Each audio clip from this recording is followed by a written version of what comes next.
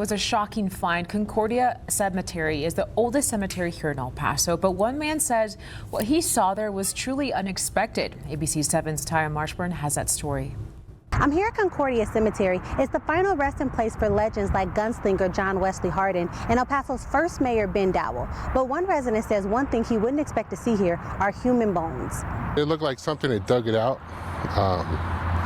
but it's kind of like, you don't see a jaw in a cemetery hanging out. But that's exactly what resident Michael Case says he and his family saw while walking through the cemetery. What's kind of weird is a cemetery and you see a body, coming up. The security guard told me there's a fox in here, but there's a lot of squirrels coming out, but they live in all those trees over there. Luis Zamorano with Concordia Heritage Association says foxes on the property are to blame. It's rare when it happens, but it does happen. Since this cemetery has been open since 1855, wooden caskets deteriorate over time, and that's more than likely what happened is that the casket was deteriorated, and it's now it's just pretty much wood chips and bones. He says the association is a non-profit and volunteers work to preserve the cemetery's rich history. We've been here and we have family here, resting here, my grandfather, my grandmother, aunts and uncles.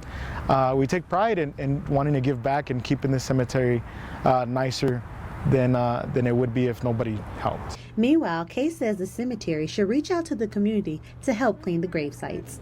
These are El Pasoans that built the city, and now they're just resting on, you can't even find their names or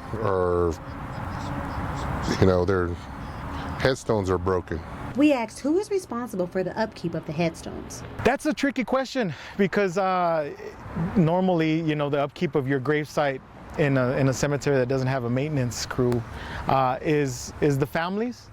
But since, again, the cemetery has been here since the 1800s, a lot of families have either since passed on or moved away. Zamorano says they have replaced over 22 headstones in the last 2 years, and they will continue to make improvements. I have a lot of pride in El Paso.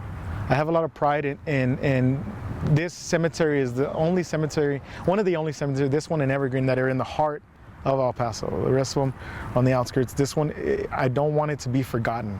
For a list of upcoming fundraisers to help with the upkeep of the cemetery, look for this story on KVIA.com. Reported from Concordia Cemetery, Taya Marshburn, ABC 7.